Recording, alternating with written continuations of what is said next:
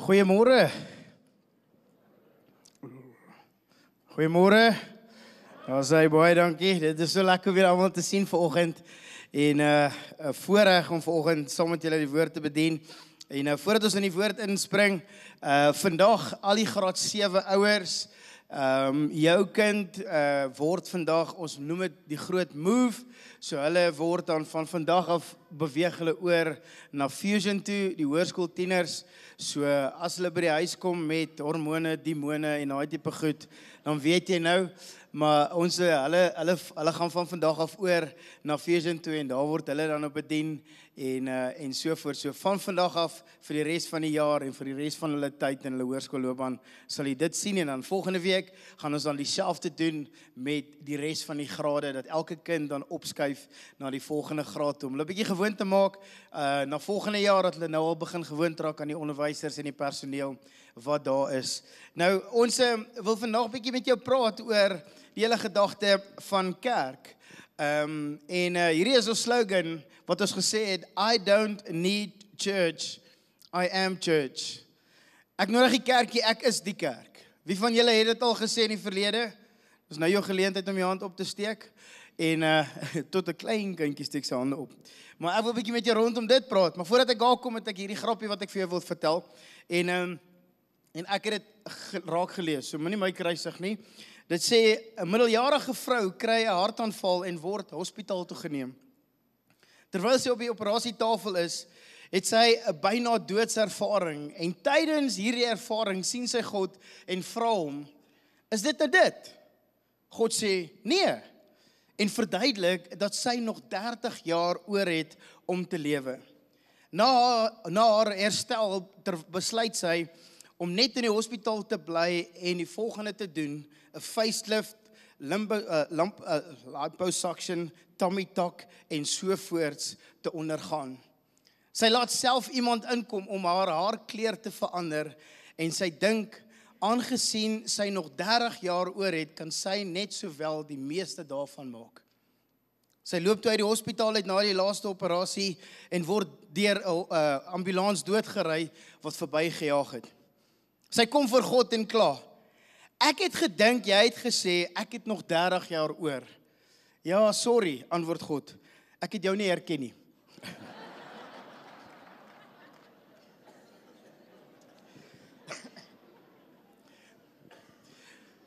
Jy weet, kerk is 'n interessante plek. So 'n maand terug praat ek met iemand en kry hom in die winkelsentrum en hierdie persoon sê, hoorie, asseblief man, sal jy vir my asseblief julle kampuspastoor se nommer stuur? Is mos Jaco Skutte nie. Toe wil ek nou nie verder lag het. Toe sê ek vir hom, wanneer laas was jy in die kerk? Nee, nou die dag. Ek sê Jaco is al 4 jaar weg. Of iemand wat nou raak vir my sê, hy sê, ja, nee, Benny preek elke Sondag. Toe sê ek, nee, Benny preek wanneer jy by die kerk is. Jy weet so, maar dit is kerk. So wat is hierdie kerk wat ons eintlik vanaf verwys? En ons glo kerk is nie net hierdie gebou nie. Benny verwys altyd na, mense sê hierdie is kerk, hierdie gebou is God se huis, want die agter is sy kamer, nê, dames en here. Dis waar God se kamer is. Dit is nie die gebou nie, maar ons glo dit is die gemeenskap en ons as Doxedayo Raslou en die groter Doxedayo familie sien onsself wanneer ons dit noem dit 'n missional community. 'n Gemeenskap wat op missie is, 'n familie op missie. Hoekom? Want ons wil lewens verander, ons wil impak maak. Ons wil groot genoeg wees om 'n impak te maak, maar klein genoeg wees dat jy voel jy behoort. En dis waaroor dit vir ons gaan, en die groot vraag baie keer is, waar begin ons? En ek wil vandag vir jou sê, dit begin by ons basis, dit begin hier in hierdie gebou, dit begin wanneer ons by mekaar kom, dit begin op daai plek wanneer gelowiges die belangrikheid ag om te besef, ek het iemand nodig in my lewe, ek is nie alleen die kerk nie, ons is die kerk. En so hier's verskillende maniere wat ons na kerk kan kyk, en daar's verskillende maniere wat kerk uitgebeeld word in die Bybel, en dis nie in Joël 3 vers 6 nie, maar dis wat die woord ons leer, dat wanneer ons kyk na kerk, dan sê die woord, nommer 1, die woord duidelik vir ons sê, dat die kerk is die liggaam van Christus.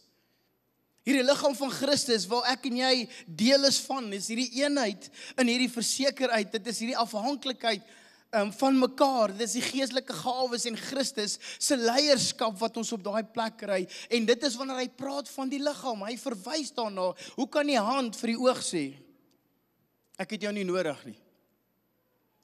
Hoe kan, jy weet, die been vir die res van die liggaam sê, ek het jou nie nodig nie?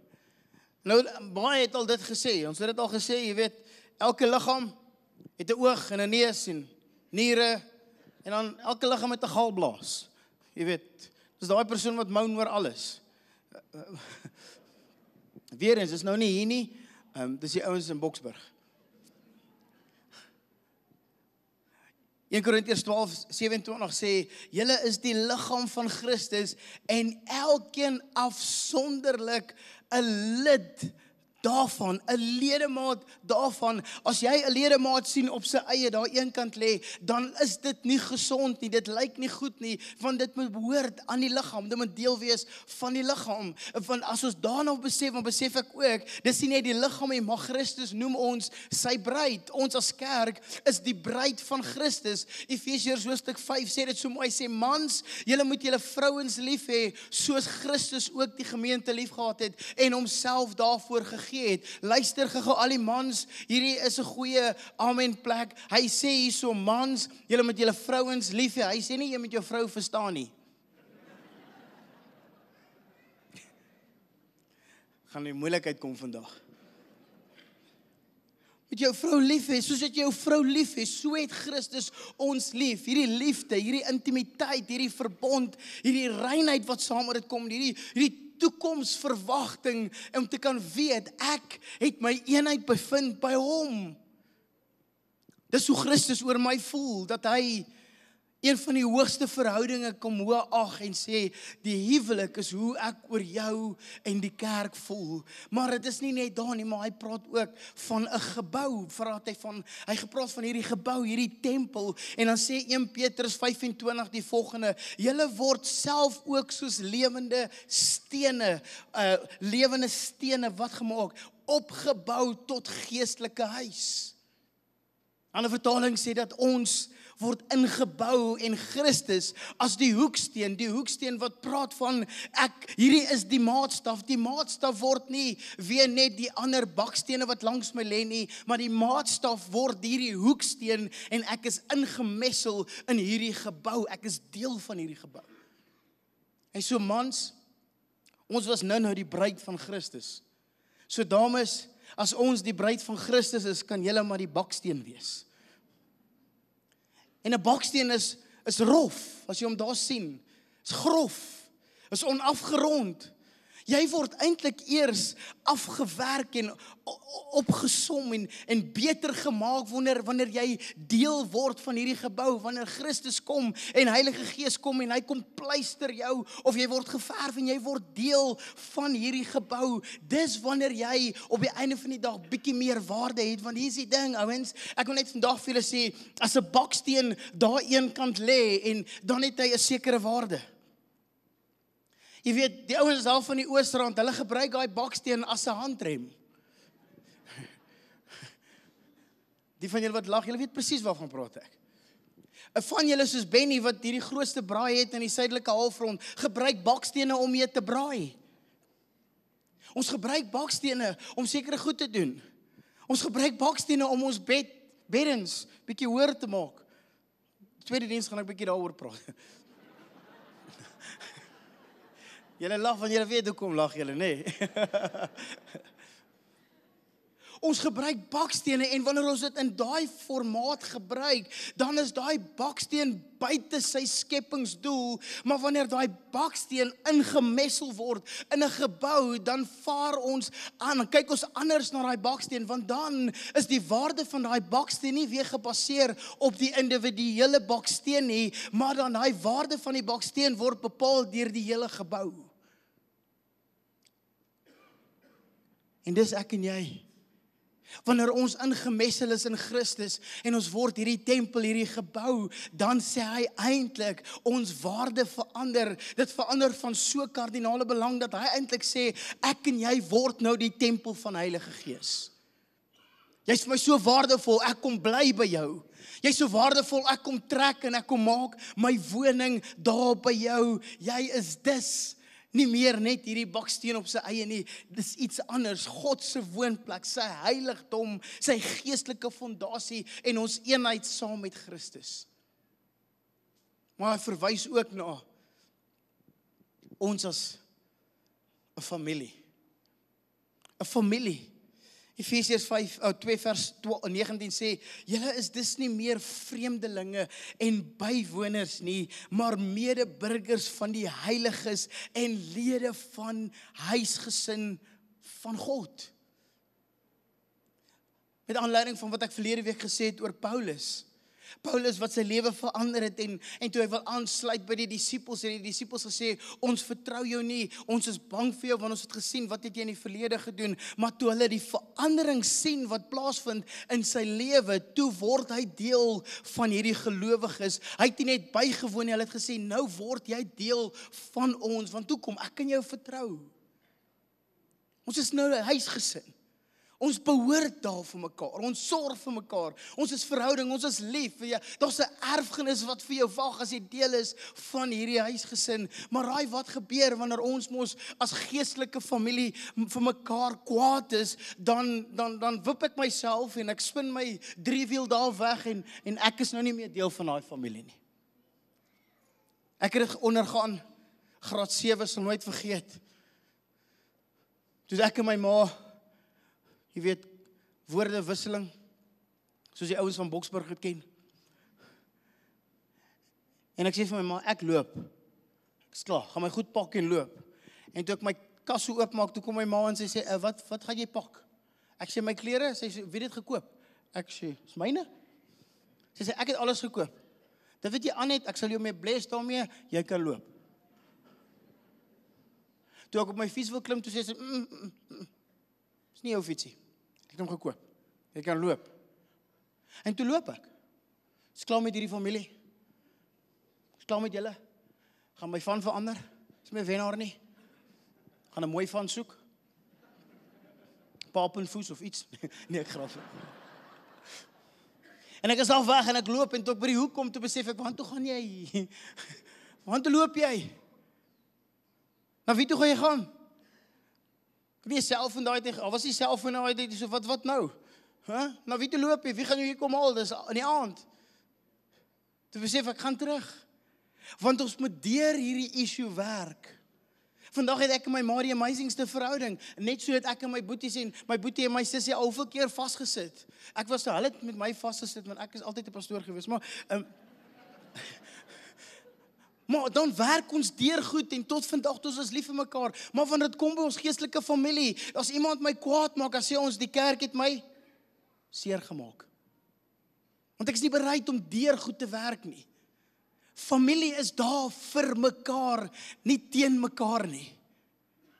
En as jy alles hierdie kyk, wanneer Paulus en Jesus self oor hierdie tipe goed praat, dan al hierdie aspekte van kerk wat ek nou net vir jou gewys het, kom jy agter, daar's niks, geen individualisme wat hy na verwys nie. Alles verwys hy met verhouding. Dit is of in verhouding tot of in verhouding met. En wanneer hy daarby begin oor die liggaam, dan sê hy, hierdie liggaam met sy ledemate is in verhouding met mekaar. Wanneer hy praat van hierdie gebou, dan sê hy, dit is in verhouding tot mekaar, en net so kan ons in ons huwelik, wanneer hy praat van die bruid, en hy, ons as sy bruid, dan praat hy van die verhouding wat hy het, as familie verwys hy, na ons is in verhouding, so daar's geen plek waar hy sê, dat ek alleen die kerk is nie, ek is nie die kerk nie, ons is die kerk.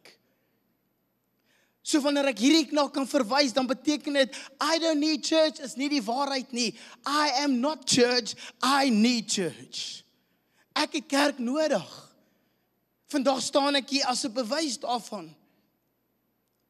Van iemand wat my onder sy vlerke geneem het en my deel van kerk gemaak het. Ek het kerk gesien, in sy lewe realiseer, en hy was die Christus vir my lewe. Dit was nie iemand anders, dit was nie 'n instansie nie, maar dit was 'n persoon wat my ingetrek het en my deel gemaak het van kerk. Die krag daarvan. Vriende van ons Dit is 10 jaar gelede, 10 of 9 jaar gelede. Dit is 'n bietjie langer, amper 12 jaar. Gaan kuier ons by hulle 1 Desember, hulle bly toe in Harties, ons was daai tyd nog in Port Elizabeth en ons kom kuier by hulle. En ons bly vir die naweek bietjie by hulle en ons kuier lekker saam en dit was einde Desember net voordat ons terug gaan PE toe en ek vra vir hulle so, is julle nou ingeskakel hierso by Doxedayo of by 'n kerk en hulle sê vir my, nee, hulle het nog nie ingeskakel nie. Ja, hulle oordink dat ek sê jy is 'n verkeerde ou om in jou huis in te nooi en jy sê jy dink nog of jy wil deel wees van kerk. Hallo. Ons is hier om juist vir hulle te sê jy moet nou deel wees van kerk. En ek sal nooit vergeet, ons het met hulle 'n conversation gehad en die gesprek het uitgeloop dat hulle op 'n einde van die dag besluit dit is nodig vir hulle om in te skakel en so werk dit toe uit dat hulle vir Kobus wat die kampuspastor van Harties is, raakloop in Spar en terwyl hom raakloop, vertel hulle toe nou van, jy weet, hulle het nou Louwelen net hier by hulle gekuier en Louwelen in die lyn het vir hulle vertel van Doxedayo en hulle wil graag hier inskakel en Kobus, asseblief, ja, kom, het sal lekker wees en 3 maande later, daai jaar, toe is hulle enigste seun wat hulle saam het, in 'n motorongeluk dood. En ek sal nooit vergeet, toe ek hulle bel en ek, jy weet, sympatiseer met hulle en sê vir hoe jammer ek is en so aan, kon ek agterkom en ons ken hulle baie goed, het ek geweet, hierdie ding gaan hulle onderkry. Hierdie ding daar gaan 'n paar goed wees wat hier kan gebeur. Dus hierdie familie, hierdie gesin gaan nie sonder hulle seun kan leef nie. Hierdie huwelik gaan dit nie hou nie, want hulle gaan mekaar blameer en dalk soveel ander goed. Hulle gaan dalk saam God blameer. Daar gaan soveel goed gebeur en ek onthou oor en oor hoe ek net daaroor gebid het en gedink het en een van die amazingste goed wat hulle vir my vertel, maande, dalk 'n jaar later na dit gebeur het, toe sê hulle vir my die volgende, as dit nie vir die kerk was nie, was hulle vandag geskei. As dit nie vir die kerk was nie, het een van hulle dalk selfmoord gepleeg. As dit nie vir die kerk was nie, was dit chaos. En toe vra ek, maar wat van die kerk? Wat van die kerk? En hierdie was die goed, dit was, die kerk het elke dag ek dink dit was vir 6 maande tot 'n jaar toe, het die kerk elke dag vir hulle kos gaan aflewer. Niks gesê nie, net vir hulle kos, want hoekom? Sy vrou was nie bereid om uit bed uit op te staan en self kos te maak. Sy was klaar met die lewe. Net as gevolg van kerk was daar mense wat vir hulle boodskappe gestuur het en ingecheck het en vir hulle gebid het en by hulle huis 'n draai gaan maak het. Net as gevolg van kerk was hulle daar, en so kerk was nie hierdie afstand instansie nie, maar dit was hierdie naby verhouding. Dis wat kerk is. Maar ons wil die boksies baie keer tik, en is nou nie julle ouens wat hier sit nie, dis die ouens wat nou nie hier is vandag nie. Maar ons wil graag dit wees en sê, ek wil deel wees van hierdie, ek wil sien hoe my lewe verryk. Dis soos mense wat vir my sê, ja, die pastoor het ons nie kom besoek nie, en ek was in die hospitaal. Ek's jammer. Hoe moes ek weet jy is in die hospitaal? Nee, maar jy het mos 'n direkte lyn. Ja, ek het. Jou wifi is... Wie gaan vir my sê, as jy nie vir my sê, jy is in die hospitaal nie? Wat dink jy, gaan die hospitaal nou, jy weet, die kerk bel, en sê, hoorie, ek wil asseblief met pastoor Louwelen praat, of met Benny of Pierre, en ek wil net sê, een van julle vennote lê hier so in die hospitaal, hulle gaan, wie gaan dit vir my sê? As jy of jou vrou, of jou selgroepleier waarvan jy deel is, nie vir ons sê nie. Inteendeel, baie keer is dit so, dat ons hoor later agterna, iemand was in die hospitaal, het 'n operasie ondergaan, maar dan was die selgroep en die selgroepleier, wat eintlik jou pastoor is, het omgegee en omgesien en hulle het jou gedra. Want ons is 'n familie. En ons moet onsself posisioneer, en die vraag is as kerk, nie net vir onsself leef, en dis wat ek nou na verwys het, nie net vir onsself leef as 'n familie, as 'n liggaam, as die bruid van Christus, ons moet nie net vir onsself leef as dit nie, maar eintlik wat Jesus sê, hoe posisioneer ons dan onsself as kerk buite hierdie 4 mure, wanneer hy skryf in die volgende, Jesus sê die volgende, en is 'n gebed wat hy bid in Johannes hoofstuk 17, dan sê hy, ek bid nie dat u hulle uit die wêreld uit wegneem nie. Amen. Wie van julle het Woensdag gebraai? As die Here nou kom, dan gaan ek maar met 'n choppie in my hand. So het ek gevoel. Vir van julle is daar iets anders ook by, maar net 'n choppie, net 'n choppie. Hy sê, ek bid nie dat u hulle wegneem uit hierdie wêreld uit nie. Hoekom? Want dan sê hy, maar dat u hulle van die bose bewaar. Hulle behoort nie tot die wêreld nie, net soos ek nie tot die wêreld behoort nie. Heilig hulle deur die waarheid. U woord is die waarheid. Soos u my na die wêreld toe gestuur het, het ek hulle ook na die wêreld toe gestuur. Hy het ons gestuur met sy mandaat, met sy mag, met sy autoriteit. Hy het ons gestuur om deel hiervan te wees. En hoe behoort ons te posisioneer in die wêreld? Is daar 'n paar aspekte wat kerk hulle baie keer posisioneer in die wêreld? Hierdie protesterende kerk, ons protesteer teen alles en alles in hierdie wêreld, teen die boosheid. Ons protesteer teen klomp verskillende goed. En daar is 'n sekere beslisse tyd vir die kerk om 'n profetiese woord te kan gee. En dan kom ons baie keer net op die scene wanneer ons teen goed is en ons profeteer teen goed. Ons is teen hierdie goed. Maar ons kan nie net teen seker goed wees nie. Die vraag is ook, waarvoor is ons? Waarvoor staan ons as kerk? As mense nie hulle liefde en aanvaarding en weet hulle is deel en word versorg by die kerk nie, waar anders gaan hulle dit kry? Maar ons is teen dit. En ek stem saam, ons is teen geweld en misdaad, maar ons is vir vrede. Ons is teen sonde, maar ons is lief vir die mens. Ons is teen alkoholisme, maar ons is lief vir die persoon, die individu. Ons is teen armoede en honger en hongersnood en daarvoor het ons hoop en ons het al hierdie projekte. Hoekom? Want ons kan nie net teen goed wees nie, ons moet ook vir goed wees. Ons is deel daarvan.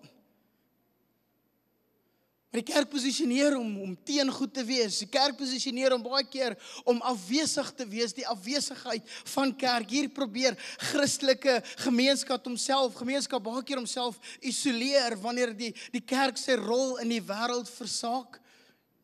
Beweeg die samelewing vinnig aan sonder die kerk.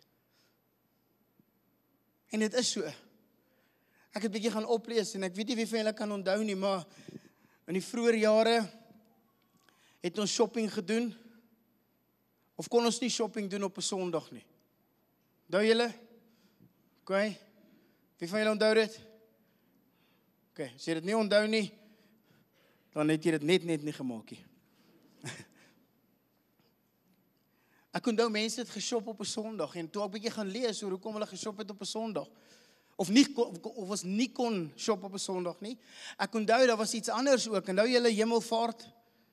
Was 'n wat? Vakansiedag. Toe gaan lees ek bietjie na, ek doen bietjie navorsing. Hy sê, die verswakking van godsdienstige invloed op die regstelsel van ons land. Die verswakking van ons invloed. Vroeë beperkings in 'n grootlikse was beïnvloed deur Christelike norme, wat Sondag as 'n Sabbatsdag van rus beskou het. Met verloop van tyd het die staat na 'n meer sekulêre regstelsel beweeg, veral met 'n nuwe grondwet wat vryheid van godsdienst en ekonomiese aktiwiteite bevorder het. So wat sê dit? Wie dit beïnvloed? Die wêreld. Want die kerk was afwesig. En ons moet nie afwesig wees in ons samelewing nie, but we need to dictate what happens in our community. Ons behoort nie aan die wêreld nie, maar ons moet teenwoordig wees in die wêreld. Want 'n afwesige kerk is 'n irrelevante kerk. Kom ek lees weer wat Matteus hoofstuk 5 vers 13 sê in die Message parafrase. Hy sê, let me tell you why you are here. You are here to be salt seasoning, bringing out the God flavors of this world. If you lose your saltiness, how will people taste godliness? You've lost your usefulness and will end up in the garbage. Here's another way to put it. You are here to be light, bringing out the God colors in the world. God is not a secret to be kept. We are going public with this, as public as a city on a hill. If I make you light bearers, you don't think I'm going to hide you under a bucket, do you? I'm putting you on the light stand, and now that I've put you on there, be open to others. You prompt people to open up to God, this generous Father. Ons is gemaak om vir mekaar te wees, by mekaar te wees, maar ook in hierdie wêreld. En dis wat Jesus na kom verwys, na die inkarnasionele kerk. Die inkarnasie van kerk wat deel word van hierdie wêreld, om in te kom en te kan sê, soos wat Jesus gesê het in Johannes 1 vers 14, die woord, Johannes praat van Jesus, die woord het vlees geword en onder ons kom woon. Die Message parafrase sê, the word became flesh and blood and moved into our neighborhoods. Dis daar. En hierdie pendulum kan ook na die ander kant toe swaai, dat ons so gekultureer word deur die samelewing, dat ons wil nie mense offend nie, en so ons neem die wêreldse standaarde en waardestelsel in en maak dit deel van ons kerk, en ons tradisie is kerk, en Christus is nie die sentrale punt nie, maar die tradisie. Hy sê, ek het jou gemaak, want hy het gekom om woord te wees, om vlees te wees, and he moved into our neighborhoods. Sy koninkryk het gekom sodat ek en jy as deel daarvan kan wees. Die kerk is nie God se koninkrykie, dit is deel van sy koninkryk. Dit is die voertuig wat hy gebruik om mense se lewe te impakteer. Hier is ek, hier is jy vandag. Kan ek vir jou sê, die kerk en dit wat gebeur het mense se lewe. So ek kan nie sê, I don't need church, I am the church. You need church. You are not the church. We are the church. Ons saam geroep as 'n familie, as 'n liggaam, as 'n gebou, tempel. Ons saam is geroep as die bruid van Christus om in verhouding met mekaar te leef en verhouding tot mekaar. En ek wil jou kom oproep vandag, en Siluel en ek kom roep op, ek staan op vandag. Ek wil deel wees hiervan. Ek wil nie deel van 'n instansie wees, maar ek wil deel van die liggaam wees. Deel van die bruid. Deel van die beweging van wat Christendom en die kerk veronderstel is om te wees. Kan jy saam met my staan vanoggend? Ek wil deel hiervan wees. Ek wil deel wees van elke aspek. En hoe bring ek verandering? Begin by die basis, begin hier. En so ek wil vir jou bid vanoggend. Vader, vir elkeen wat in hierdie auditorium staan en vir die wat aanlyn kyk, wil ek vandag kom bid, laat U wil geskied. Laat U koninkryk kom. En mag ons lewe deurweek word, Here, met U wil en U plan, en dit is om familie te wees, die liggaam van Christus te wees, die tempel van U teenwoordigheid te wees. Nie net hier in hierdie gebou nie, maar in die samelewing waar ons funksioneer. Dat ons die bruid van Christus sal wees, dat ek weet ek loop met sy autoriteit waar ook al ek gaan. Dat ek myself kom posisioneer in hierdie samelewing as 'n kerk wat die teenwoordigheid van Christus in elke area inbring. Gebruik ons, Here. Hier is ons. Stuur ons. Want Here, die evidence sal sigbaar wees in en deur ons lewe. Amen.